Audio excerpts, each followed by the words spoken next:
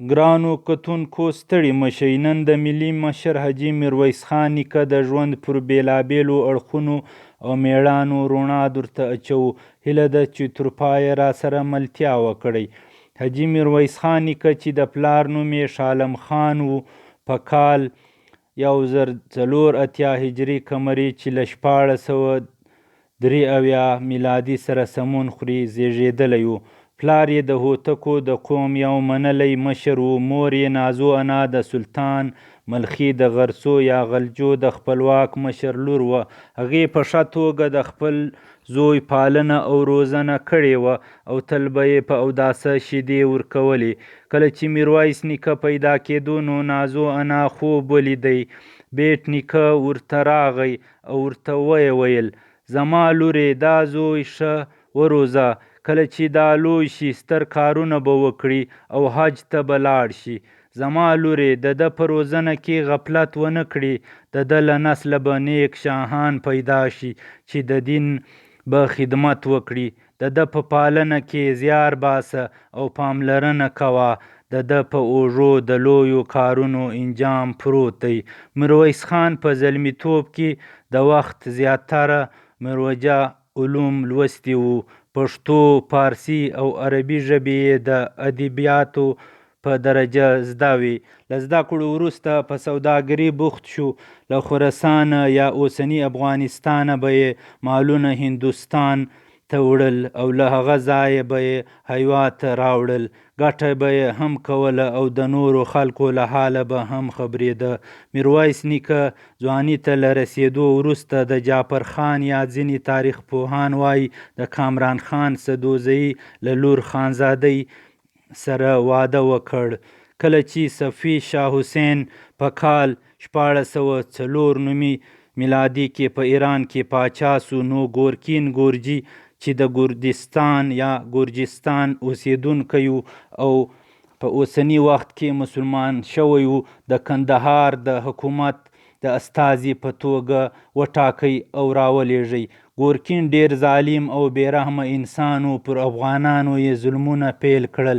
څوک نه و چې د ده مظلومو خلکو غږ یې اورولی وای. د خلکو غږ تر هیچا نه رسېدی او ډیر افغاني مشران د ګورکین لخوا ووژل سول.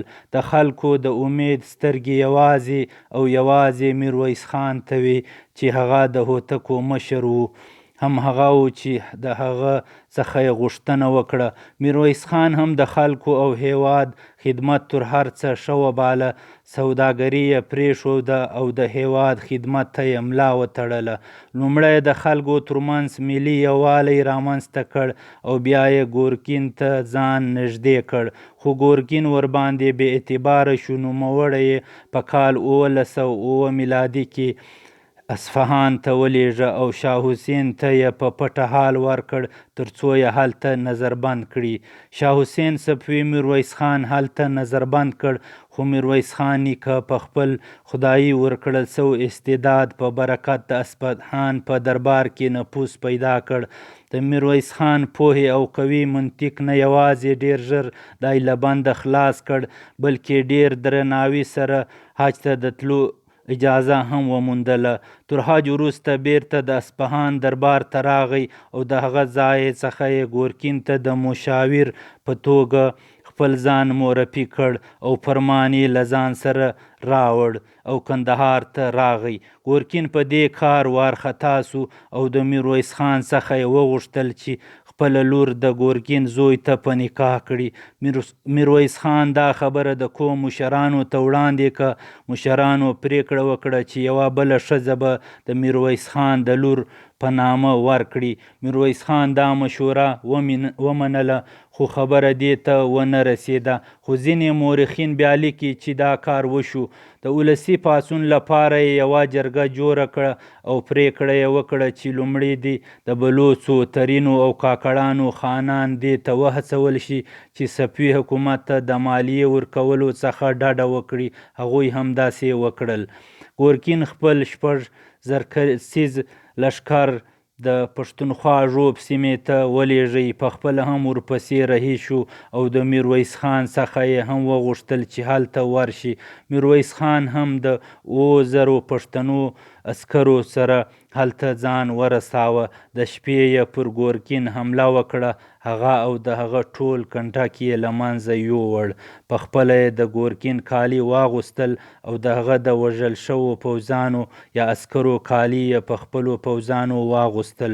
د کندهار ښار ساتونکو چې کله خپل عسکر په راتلو ولیدل، د کندهار ښار دروازې یې ورته خلاصې کړې. میرویس خان په کندهار ښار ننوت او د ایراني پوځ په وژلو یې لاس پورې کړ. ښار یې ونیو او ملي جرګه یې راوبلله. ملي جرګه په کال 1809 میلادي کې دی د پاچا په توګه وټاکه. میرویس خان لیکه له پاچا کېدو وروسته د کندهار ښار دیوالونه ترمیم کړل او په ښار کې یې غله او وسله راجمع کړه.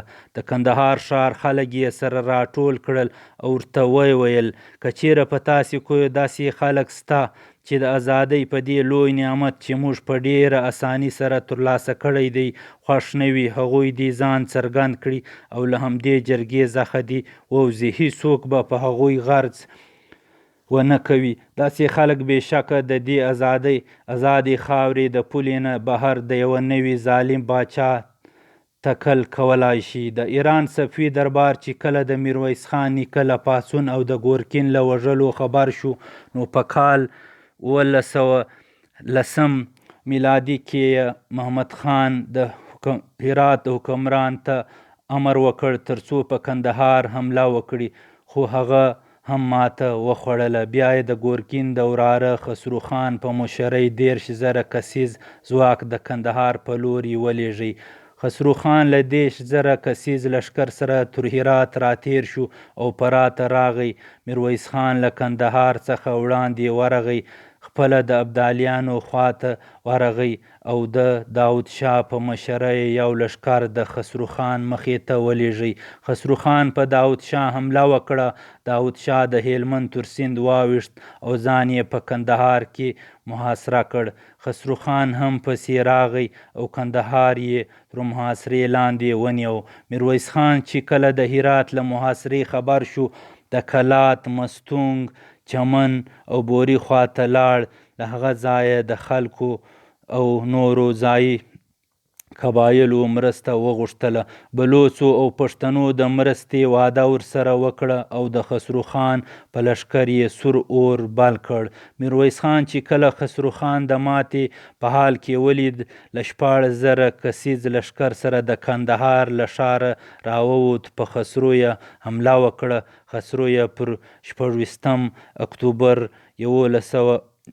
1811 میلادي کال کې وواژه او هغه دې سره د ده لښکر باندې ماتې ګډه شوه او د کندهار په لوري وتښتېدی. میرویس خان خسرو ته له ماتې ورکولو وروسته بیرته کندهار ته راوګرځېدی. د کندهار چارې یې برابرې کړې. له ابدالیانو سره یې د روغې جوړې تګلاره تعقیب کړه. بلوڅان یې وستایل. د هند له ګورکاني یا مغل دربار سره یې نږدې اړیکو لپاره د هغوی هیواد سره د تجارت راکړه ورکړه پیل کړه. صفوي دربار د خسرو له ماتې 2 کاله وروسته یو بل لښکر د رستم خان په مشرۍ د کندهار په لوري ولېږئ، خو میرویس خان نیکه دې لښکر ته هم په 1126 هجري قمري کال کې ماتې ورکړه. افغان غازي میرویس خان د هیواد له ازادولو او د کندهار د چارو له سمون وروسته په کال 1815 میلادي کې له دې فاني نړۍ څخه د تل لپاره خپلې سترګې پټې کړې. یادې تل پاتې اروا یې ښاده. له ملتیا نه مو نړۍ مننه.